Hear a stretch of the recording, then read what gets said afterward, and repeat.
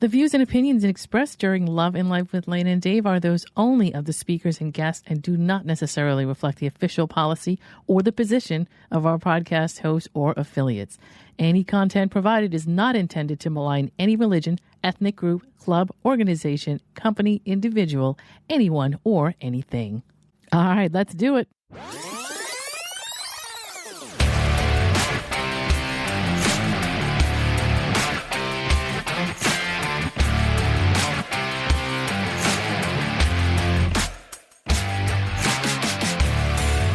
You're listening to Love and Life with Lana and Dave, the podcast where logic is power and you take control. Thank you for tuning in and making the choice to listen in and get ideas for your own love and life. Now, here are your hosts, Lana Williams and David Vaccaro. This is not Love and Life with Lana and Dave. This is Love and Life with Lana. Hey, y'all. Hope everybody's doing good. We are rolling our way on up to Christmas, which is... it's coming pretty fast. I don't think anybody out there is not surprised by how quickly Christmas is coming and the end of the year is coming. It's crazy. And I know we say this every year. Man, can you believe like it's already September, October, November, and that we're closing in on Christmas at this point. And we are. So we've got a little over a week to go, which is insanity. But we are going to review a few things before the end of the year. I'm going to kind of go through some stuff with you. Dave has been having a crazy life, and so it's been a little tough for him to get a podcast in. And this is the time of year that's crazy anyway. Everybody sort of has stuff that they've got to do. They've got to be shopping. They've got to run around. They've got to visit family. Some people are traveling. So this is that time of year for most people. And you would think that it's pretty much typical or common. So me being not as busy as Dave, or not, that's actually not true that I'm not as busy as Dave. However, I don't have as much running around to do. I'm a little more stationary this time of year. So I'm a little more available, and that's fine. So this is hodgepodge. What I'm going to do is like a lot of sort of random, arbitrary things that I just wanted to make sure that we got into the podcast. Or over the course of the year, there have been some things that we haven't done or we've not completely finished discussing, and I wanted to throw a little bit of that out there. The one thing that I was kind of zooming around doing stuff this week, I can't remember what brought me to this. I think there have been a couple of friends of mine this past week that have dealt with some dark stuff, whether they were dealing with family issues, debts in the family, or financial issues, things that are going on with their job, that kind of situation. And more than one person are dealing with it. And it always seems like, I don't know if it's, when you look back on things that are tragic and things that are happening that are not the most positive, you have to look back and, it seems like those things always fall on a holiday. I don't know if that's actually true. I don't think it can be, but it's possible that for some reason, the culmination of, bad luck and things that you don't want to happen seem to be around the holidays. It's not, not always this particular holiday or this time of year, but it just seems to be, it could be that the whole year is one holiday after the other when you think about it. So maybe that's all I'm seeing is just the fact that there's really no good time for anything like that to happen. But really young in my life, I learned a few things, and I try to impart wisdom when I can. I'm obviously no expert, and I don't know everything about everything, and I don't want anybody to think that that's the stance I take at all. In the grand scheme of things, there's so much that I have yet to learn that I'll never learn between now. I mean, there's so much to learn that I'll never be able to get the information to absorb. It's a very tiny, tiny, tiny sliver of knowledge that I have compared to what I could know, but I will never have the time in my life to know as much as I want to research and learn. So I just try to impart things that I know work for me, just so you know they don't necessarily work for everybody.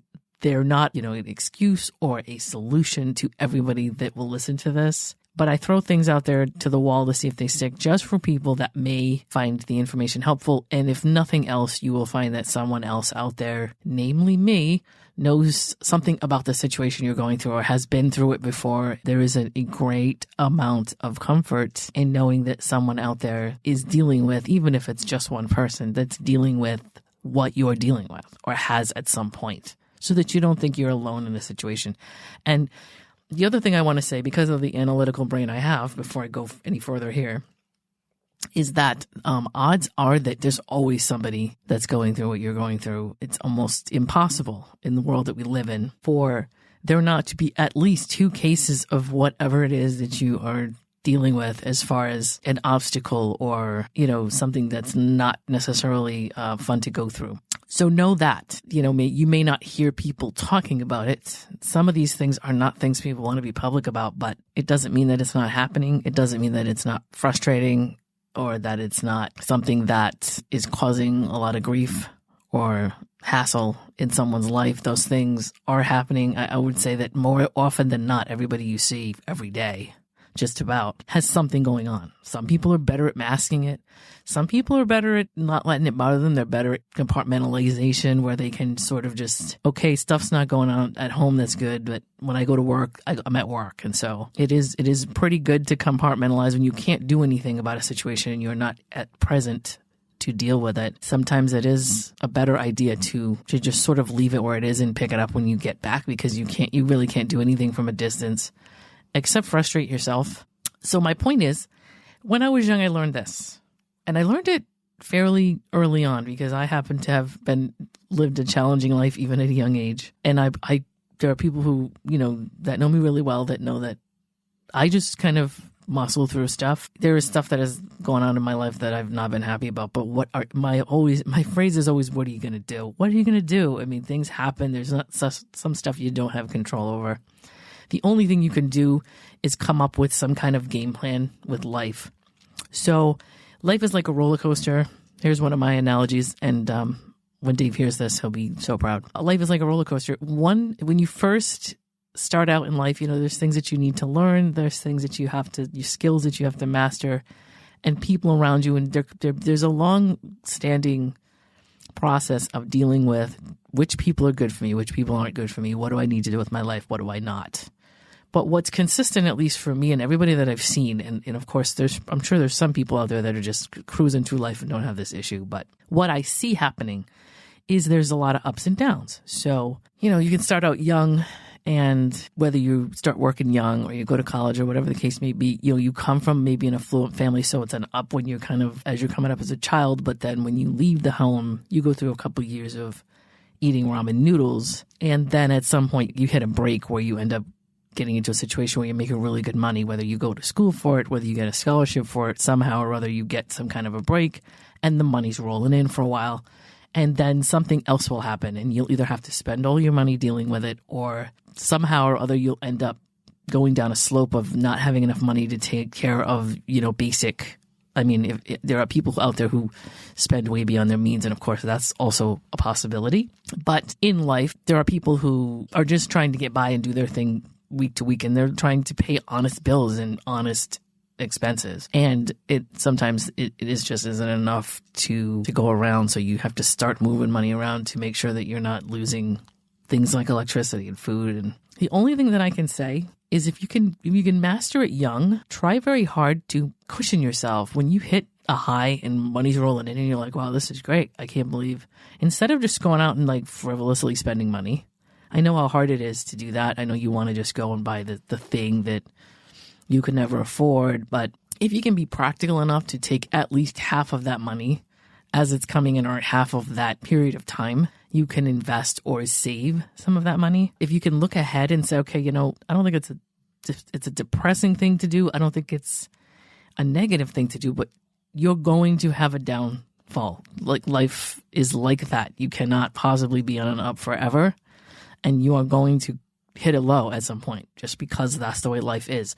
It has nothing to do with you. Obviously it's easy to, if you know that that's the case, then it's way easier to try to cushion the blow a little bit. So the best thing you can do for yourself in life is when things are good, you should be able to cushion. You should try very hard to cushion yourself for the eventual down, because it's going to be, at some point, you're going to hit that. And it would be so much better if you had reserves, than to be completely blindsided. And if you plan for a down and you don't end up having one, that's almost all the better. There's nothing bad that can come out of trying to be preventative before something happens. And if it doesn't ever happen, which I doubt will be possible, because I've seen a lot of people in life. And we can look at celebrities and everything like that. I mean, there are people who have been on top of the world and had everything in the world. And we've watched that go drop down to nothing. We've watched those people end up in situations where they end up with nothing. I mean, it doesn't necessarily matter where you come from. It really matters more how you handle opportunity that comes your way, and then how you use that skill for, okay, well, I know this because I've been through this, and try to, acquire skills for the future.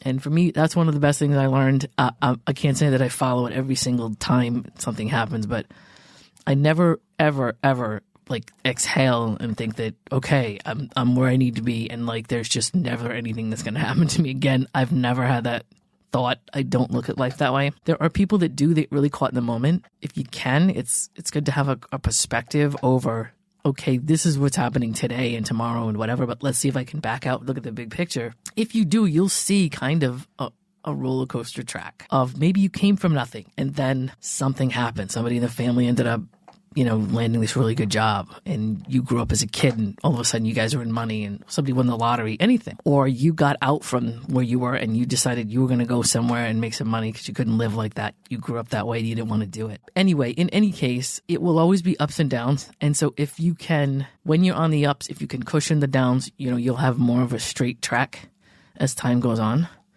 If you just anticipate the down and just plan for it. And that's anything. And that can be done little by little. I mean, tiny, tiny, tiny decisions. One of my favorite stories is of someone that I know that happens to be a really big coffee fan, but doesn't really, they like coffee every day. There's a couple of coffee houses around where they live. And we live in New England, and of course there's a lot of snowstorms here. And there are times these coffee places are open all the time. They're just open all the time. But there are like specific times during the winter where we do get snowstorms that these places actually don't open, it is very uncommon, but it does happen. And very infrequently do we get something that's a huge thunderstorm or a huge snowstorm or a huge hurricane or anything like that. A lot of times we're pretty much aware that it's happening. And if something does happen and we're not seeing it coming, it's generally that we've ignored it, or we're just too busy. We've got our head down and we're doing something and we're not paying attention. But people that are kind of watching forecasts and things like that, there's really not much that comes through New England that sneaks up on us that we're not like at least partially aware that it's happening. So if you are a person who likes to go to the same place every day and get your coffee, and you don't want to have coffee at home because it's not something you want to do, you should look ahead and say, okay, well, in 2 days, we're going to have a snowstorm, and it's supposed to be a pretty significant one. So just for the heck of it, you go the day before the snowstorm, you grab 2 coffees. If you don't want to make coffee at home, or you don't have a coffee pot, but you really need to have your coffee, you already going to the coffee place. This to me is, you're already going to spend the money, because between today and tomorrow, I doubt that your money's going to change that much unless you're on a payday. But I mean, coffee isn't this much money that I think it's going to be that much of a swing in your finances. So you're already going to the coffee store, coffee shop, today. The location that you normally go to, you go to every day. So you're going to go right through the drive-thru, or you're going to walk into the place like you do every other day. All you need to do is be aware, okay, in 2 days, or in, the day after tomorrow, we're going to be in a snowstorm, or tomorrow we're going to be in a snowstorm. So let me buy 2 coffees and take those 2 coffees home. Just in case. You could never drink the second coffee if you don't want to. You can put the second coffee in the refrigerator, and as long as you have power, or you have a way to use a gas stove or whatever it is, you can heat that coffee up. That coffee can be, or if you drink your iced coffee, that's fine. You don't have to worry about it. But it's a tiny little thing, but just like a little bit of a look ahead to make your own life easier. To me, it's just common sense to do that. A lot of people day to day wake up and it's just like a whole new day to them, and they don't accumulate any information from one day to the next. And so they will wake up on the day of a snowstorm and start to freak out and ask everybody if they know of a place that's open because they need their coffee. And it's kind of funny to me because, okay, but you had coffee yesterday. You bought coffee yesterday. You drank coffee yesterday. The place might not be open today, but you've had probably 2 or 3 days to understand it. You're not going to get your coffee the day that the snowstorm comes. If you can, great, but you should probably plan for the fact that you might not. And then for me, if I'm a coffeeholic and I've got to have it every day, I make coffee at home, so I don't ever have to worry about this. I have plenty of coffee at home, and I have a coffee pot, and I just make my coffee here. I can't imagine having to leave my house to go get coffee somewhere, but it's okay if that's what you do. That's not wrong. So if you're working in a field where you're making a ton of money, and you're like, wow, I don't know, look at all this money, this is great, blah, blah, blah. And if you can try to have the mindset of, oh, I really don't know when the bottom's going to fall out of this. I don't know. It would be nice if this never changed. It would be really nice if it never happened and like I was rolling in this money for the rest of my life. But what if this stops at some point? What if this is not, a tap? If this tap runs out and this water in this tap starts to go dry, what if that happens? Sometimes the stuff coming at you that's over the top and is more than you can handle is maybe enough for you to put something away for the future, because perhaps the future is not going to be the same as it is today. So that's all I'm saying. That's one little thing that it dawned on me today. I remember telling somebody this years ago, probably like the mid 2000s. And that was the case. It was a friend of mine or somebody that I knew they went through that kind of thing in life. They actually went from being a pretty decent upbringing and then getting into a field of work where they were doing really well. And then they wanted to change jobs or do something different. And then when they did do that, it like sort of didn't go the way they planned it. And they sort of ended up where they had to start from scratch. And they were frustrated about it. And I said, the one thing I could tell you as a guarantee in life is that like it will never stay the same. It's like the housing market is. It always goes up to a point where everything seems really great. And it's almost like sometimes you're like wondering if you're dreaming. And then at some point it may dip and go into a place where you're just like, oh my goodness. And of course you think about that. Why didn't I do this when I had the chance? Why didn't I was making hand over fist about a month ago. And I never did anything with it. I spent all of it. Why did I do that? There are people who it's very hard for them to save money. They are very impulsive. Hopefully those people at some point will understand that they need to figure out how to get around that. You can have a thing in your life that bothers you or that doesn't do what's in your best interest, but then you may have to put in a couple of additional, what I would say, provisions to prevent yourself from putting yourself out on the street because you're impulsive and you buy stuff that you don't need. So, and this is what I'm talking about, luxury items, things like that. When you have a lot of money coming in, it isn't, I'm sure for some people, it isn't my thing, but for some people, they really like to go out and buy like expensive stuff. And you have to stop and think about it and say, well, okay, other than being able to turn around and sell it, which is another option, but for what? It's always a good thing to kind of look ahead. Okay, well, I have food right now. I have all the food I can handle. Maybe I should store some of this food. Maybe I should buy some stuff ahead of time. I have a little extra money. I have friends, we talk about it all the time. If you have a little extra money, you give it to the gas company, you give it to your landlord, you give it to your electric company. It's going to be money you spend. You're going to use it. So it's not like you're giving it to them and it'll never happen. That you'll always need, with things like that, you're going to get to a point where you need more. You need more oil for your heat. You need more money on your electric bill. When you have it, I would say those are the places to put it, because then there will come a time where your electric bill goes too high. And you're like, oh, for 5 months, my bill was $20, but now it's 200 and something. It's a little easier for you to have all this money in the the beginning to put it on your electric bill, so that way when it does hit $200, which if you've lived long enough, you know that's going to happen. You can prevent the shock of it, Anyway, I wanted to get into that little bit of a thing and say that hopefully that's some wisdom for some people. It's not fun for things to happen that are tragic or that are unfortunate. At least with things like finances, we can't do things about people that we can only cherish and enjoy the people that we have around us while they're there. There's nothing we can do to prevent people from being lost in our lives if by natural causes, if nothing else, that you can try to prevent. But for the most part, the people in our lives are not always going to be there. There's no guarantee that they will be there. Things happen. People get older, that kind of thing. So the only thing we can do is cherish them while we have them. But when it comes to things like money, we can kind of control our environment when it comes to that. We can work an extra job here and there. We can take that money, we can put it aside and say, okay, something happens to me, this money is here. And if I could keep it there, that'd be great. And I'll continue to live within my means. Maybe I'll buy myself a little extra something here and there. But for the most part, let me put this money aside, because at some point, this money is not going to keep rolling in like this. It just isn't.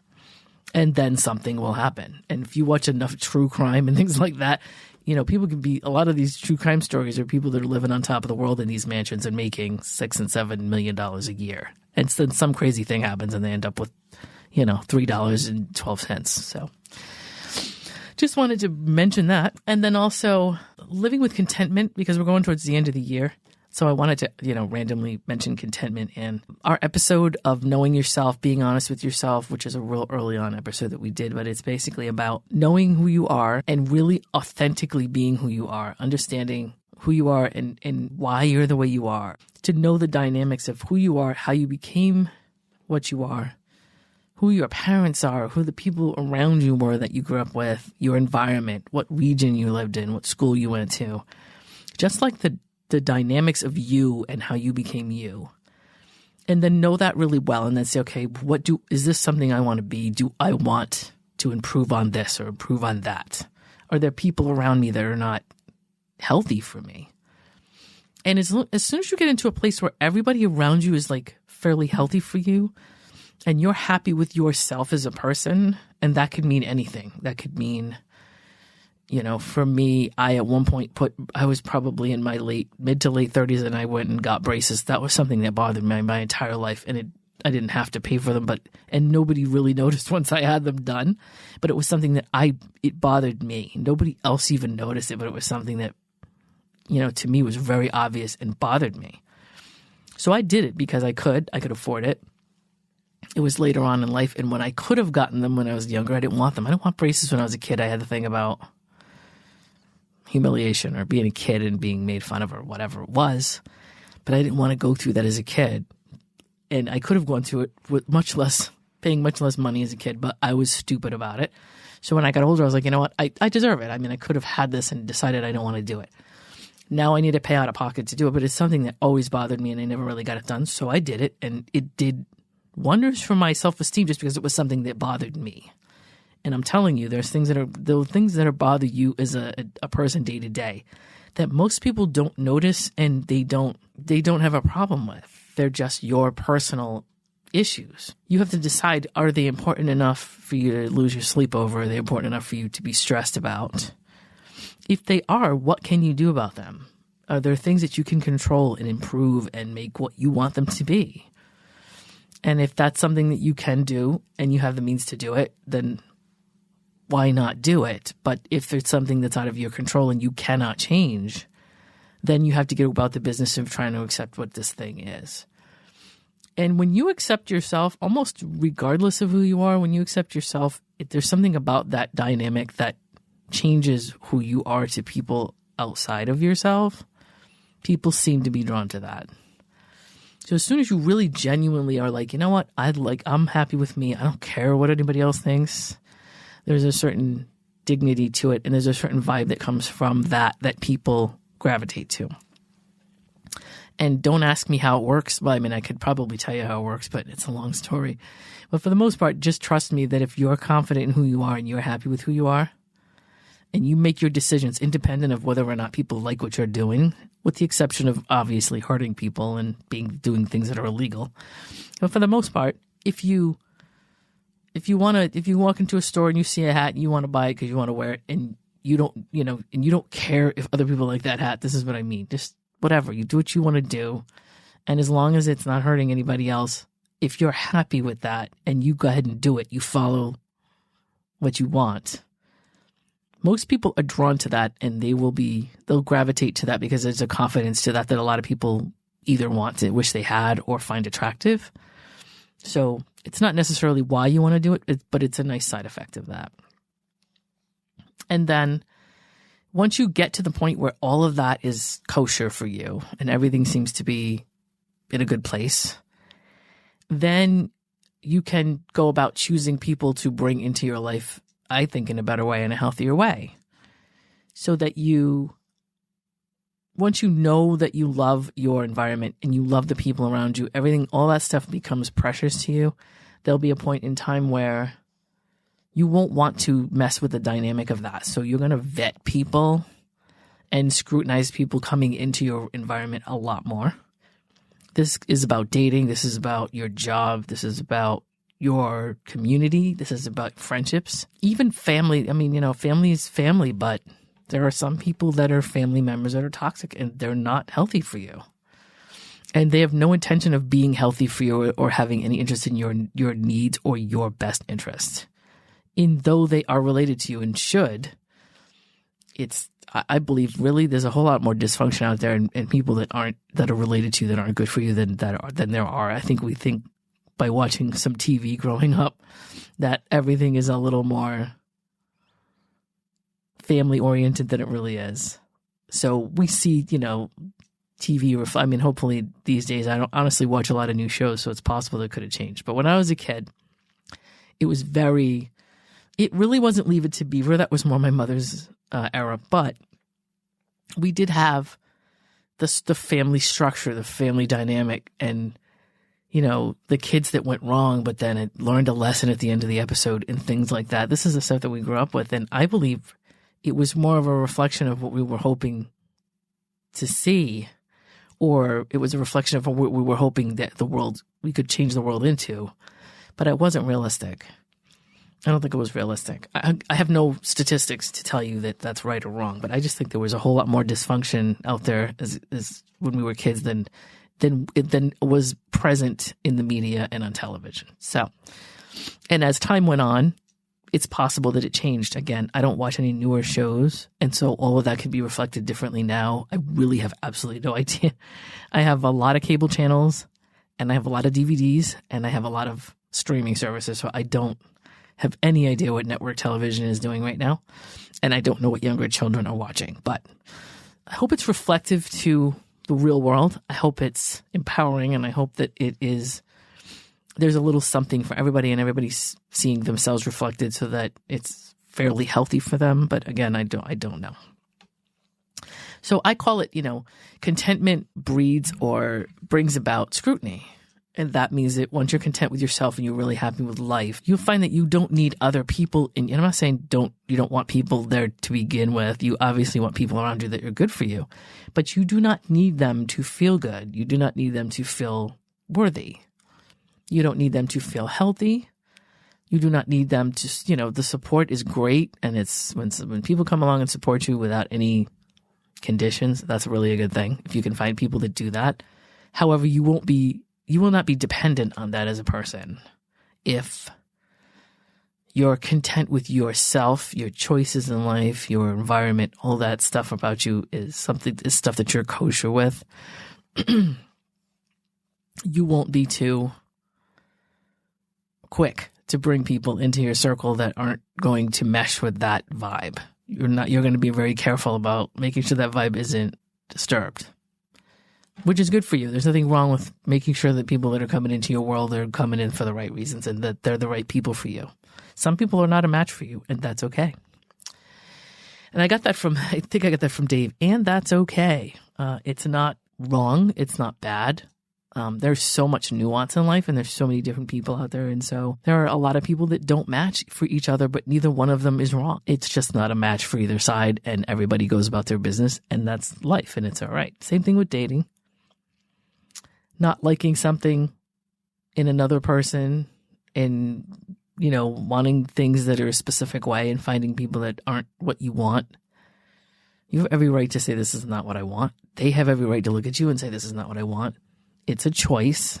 It should be somewhat of a list that you keep, not a really strict, detailed list, but some kind of overview of what it is that you're looking for so that when you're going through the dating process, you can refer to something when you start to make irrational decisions. But anyway, just remember that if you're happy with who you are and where you are, you're going to, by nature, you're going to not want to bring people in that interrupt that vibe or disrupt that piece of yours. And then I always say frustration is the mother of disappointment, or expectation, is the mother of disappointment. And that's one of my phrases that will tell you that if you expect, and I don't think in life you should not expect anything from anybody. However, I would say that most people that let you down usually put some kind of expectation on that they probably weren't going to fulfill, or they had no intention of fulfilling. And your disappointment is basically that they didn't follow through on something that you hoped they were going to do. It's possible they may never have told you they were going to. Some people will straight out tell you something they're going to do and don't do it. And it's not your fault if you've once or twice believed that and then find out it's not true. That's not on you. You don't know any better, right? You can only go by what people tell you. But once maybe the third time that happens, you might want to adjust your expectation of that person. And say, oh, okay, here's somebody that just says a bunch of stuff and I should not take any of it seriously. And so you put them in that folder and you file them in that cabinet and that's it. You deal with them again or you don't deal with them, but if you do, you kind of know, you adjust for that and you say, okay, well, I could be totally disappointed if I keep believing this person's going to do this stuff that they're saying. So I now know to nod a lot and disregard all of it. And if they show up and do something that they say we're going to do and wait, I'll deal with it that day. But until then, past behavior is usually prediction of future behavior. That's just odds. So if somebody doesn't come through on something about once or twice, and people have their excuses and they can do things to say, okay, well, I know this is disappointing for you, but let me try to make it up somehow. And they're making an effort to try to get around it. That's one thing. But if people are just out there making empty promises at you and never delivering, at some point you have to say, okay, the first and second time, it's not on me because of course, how would I know this person would do this? But the third time is kind of, fool me once and fool me twice, that kind of thing. Once you hit the third time, it's kind of like, okay, I kind of saw this one coming. I can't say I didn't know this was going to happen because it's happened twice before. And that's fine. You learn how people are and who they are based on what they do. And I don't believe that there should be any resentment for that. You just sort of can say, well, I don't know this person that well. I'm learning as I go, but I've learned enough now about this person that this is where I put them. This is where they get filed. And that's fine. They're okay with it. You're okay with it. But really, you're trying to prevent yourself from stress and worry and anxiety and frustration because it's not necessary and it's not healthy for you. And it's not going to, anything else you do is not going to change what they do. They're going to be them no matter what you do. So you might as well be a happy person and not stress over the stuff they're saying. So, that was the basic stuff that I wanted to get into for stuff that, is saying something that, you might want to look at in life or write down, put it on your fridge and kind of review your day and your life and say, okay, how does this fit into? It may not. There are things that may not fit into your life at all, but hopefully those particular sayings may be a little bit helpful in navigating things as you go on. Of course, because to me, the whole, obviously not for everybody, because I'm very wired very differently than some people. But for me, the reason, not the reason, but one of my goals in life is to not go through anything that's tedious, like several times. If I can prevent myself from going through something tedious the second time around, I'm all about that. So living and learning for me that's my thing. So I go through something once because I can't do anything but go through it the first time. I don't know anything, what's going on. I don't know how something's going to turn out. But when I start to see a pattern, it would behoove me to understand what that pattern is and to adjust for that pattern. And unfortunately, there are people that will flag you down in the street, call you on the phone several times to try and get you to believe they're going to do a thing that you're not asking them to do, that you did not realize you needed done. And they will fall short of that promise, even though they didn't have to bring it up in the first place. They will inconvenience you to try to get you to believe they're going to do something to the point where you're frustrated, like, hey, I didn't even want this thing, And then they'll not come through with it. I don't know. Some people live like that. And this is what they do. I don't understand it. It seems like a very large waste of time and a lot of hot air and a lot of effort. But I don't know. Some people, maybe that this is what fuels them. This is how they get through their day. It doesn't have to be something that frustrates you. It can be what they do. At some point in life, once you get to know people long enough and you understand why they do what they do and not necessarily what they're doing, you can find a lot of people amusing eventually, because it's like watching TV. Like, if it doesn't affect you directly and you learn how to make it so that it doesn't affect you directly, a lot of it isn't. It goes from not only frustrating, it goes from stuff that doesn't bother you, but you get to the point where you'll find some of it funny. And you'll be like, keep doing that. That's kind of fun. It won't bother me because it's not affecting me directly, but it's fun to watch you, tie yourself in knots doing whatever it is you're doing. You're amusing me. So, okay. And that's when you get to that point in life, that's less stress for you and it's a healthier situation for you. Physical ailments and all that come from you being stressed and frustrated over people that, are they worth it, So those are the thoughts. 2023 is coming and it's coming quick. And we want to make sure that when we start off to, it's a starting point. Obviously, you can start tomorrow. You could have started last week. And, the beginning of the year isn't necessarily the only time to make changes. But it seems to be when most of us do. Knowing your habits or getting habits together, little small habits, things that you want to change. Like I may drink soda. There was a point in time where I drank soda. I don't now, but you drink soda. You say, okay, let me cut this one thing out of my life. Like I have a bunch of things I want to get rid of. I want to have a bunch of things I want to quit doing. But you set yourself up for success by removing one thing and removing it in a way that is healthy for you. If you have habits that you follow, stacking habits on top of those would be good. Like when I brush my teeth, I take my vitamin. When I brush my teeth, I take my vitamin and I do one other thing. Those things all rolled up together, those become habits. And after about, I think 2 weeks or 14 days or something like that, it's possible that it might be 30. Those things become just like a habit that goes to the back of your brain and you don't really pay attention to anymore. They're not effort related habits. They're just things that you do automatically. Like drinking a glass of water. Well, I want to make sure I have my vitamin every day. And I know I need to drink more water. So why not combine those two things? And why not drink a glass of water, take my vitamin, brush my teeth, and go to bed? That's like something I can do in that sequence every day to the point where it just gets to be second nature and you don't even notice you're doing it anymore. And once you get to that point, it's actually a good thing. Because you either don't realize you're doing it, and it's not an effort anymore, or you actually look forward to it. That after you do something long enough, you look forward to it. The same thing with the gym. A lot of people want to get in shape at the beginning of the year. And I'm going to put in the show notes, there's a woman who studied all this kind of stuff about habits and how really to set yourself up. You can really set yourself up for habits that you stick to because of the way that they're structured.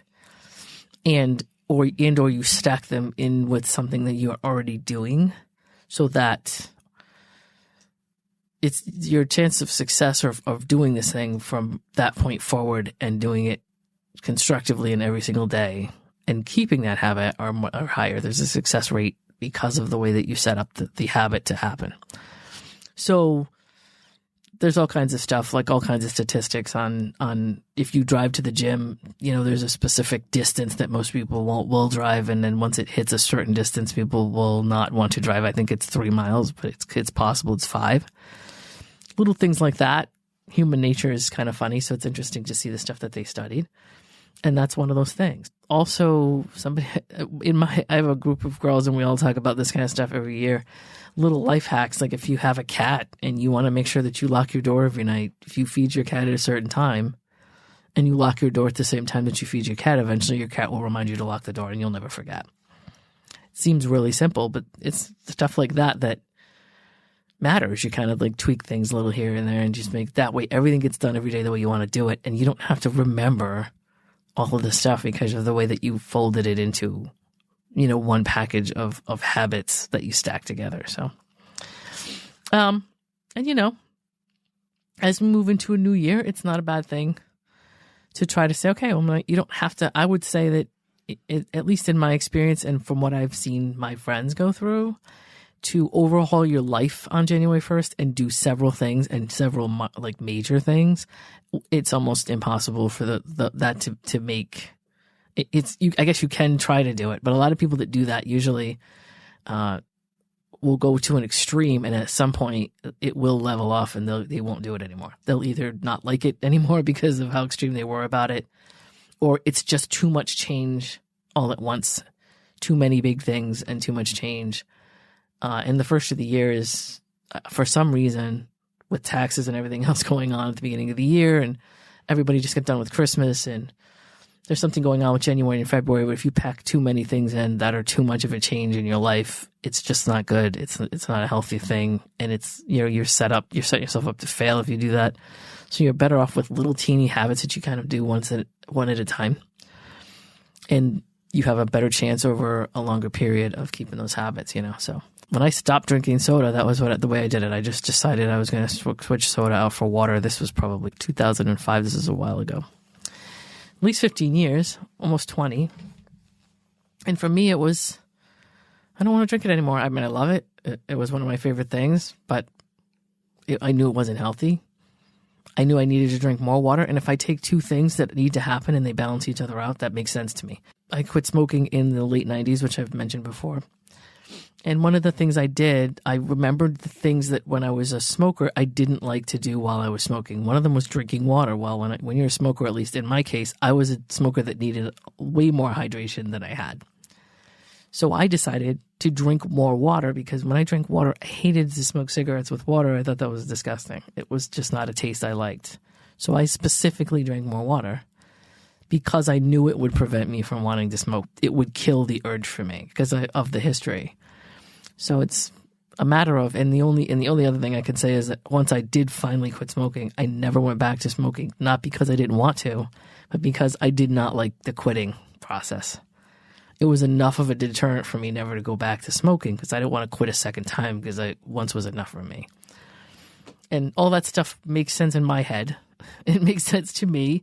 It may not make sense to you, but there are things that if you are a smoker, there are things that you do as a smoker where you can kind of tweak your behaviors to make it a successful transition. If you decide to quit smoking, you can say, okay, well, when I was a smoker, what were things that I did not want to smoke when I did? Let me go do everything I didn't like to smoke when I was doing. And that's just a way to flip it so that, and hopefully those things are more positive for you. In my case, it was. Water was something I needed. So it made sense to me to get rid of the water.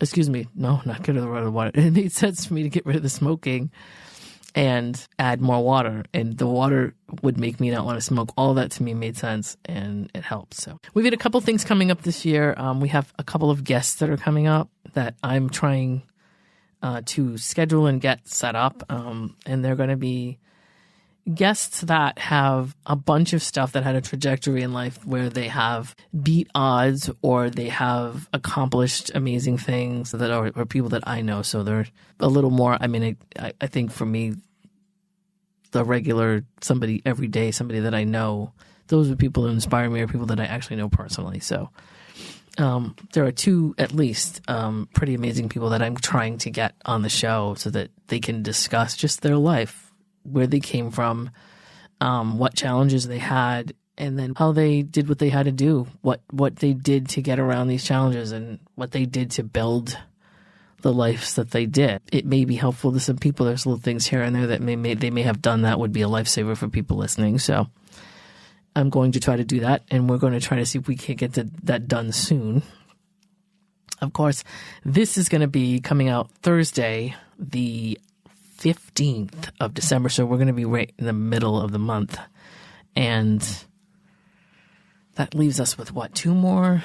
Let me think. Yeah, it'd be 2 more weeks until the end of the year, and so I'm going to try to see if I can at least get one of those guests in, only because I want to see if I can get that guest in before the first of the year, because there's so much good information that they can provide that will help people in the new year as far as like what goals they have and what things they want to finally deal with and what things they finally want to accomplish. So both of them are highly accomplished.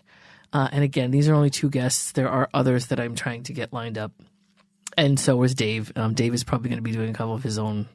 I'm not sure. He might be doing one of his own or 2 of his own podcasts at some point, but people are worried about Dave. Did he leave the podcast? He didn't. There's just a lot going on. And so scheduling wise and stuff, I'm just trying to get content in because I don't want you guys to go without. Last week we had no podcast. We were just kind of going over the last few podcasts that we did, trying to like maybe promote some of the ones we've already put out, but I don't want to have a podcast free week every week. I want to make sure that we have something going on. And that's all. I just wanted to kind of yap at you for a little while. This is end of year wrap, so hopefully we'll get it together. We definitely want to get one of these guests in before the end of the year, which means within the next week or two. If we have to drop it as a bonus, we will. I'm hoping we can get it in on a regular week. And if there's any questions or anything that you may want to ask, let us know. We have on all of both our website and our social media is our 800 numbers to give us a call there. We have something called buymeacoffee.com/Lana and Dave if you want to buy us a coffee. And give us something to drink, some nice hot coffee, some delicious hot coffee while we talk during our podcast. That would be fantastic. All right. So remember 800-894-2158. 894-2158, 800 number. Give us a call there if you have any questions, if you have any stories you want to tell us, any comments about the podcast. We're really good. Do you think we're terrible? Anything, any topics that you want us to discuss that we have not discussed or that are important to you that are related to love and life, of course. If you call us and you want to talk about toenails, I don't know that we're going to want to do that. You can always try and ask us and see what we think. If you are calling us to tell us something you want us to know and you do not want us to put you on a podcast and play your message, please let us know that. Or if you do not want us to use your name, of course, let us know that as well. We will be here next week as well. And again, we're lining up some guests and getting some stuff going on, and we're not gone. We are just very busy. And so you will hear from us very soon. Please have a great week. This is Love and Life with Lana and Dave. Have a good one. Bye-bye. Hey, you just listened to Love and Life with Lana and Dave. Thanks for joining us, and we hope you enjoyed it. If you did, please share the podcast, leave us a comment or review, and don't forget to subscribe so you don't miss any new content. We'll see you soon.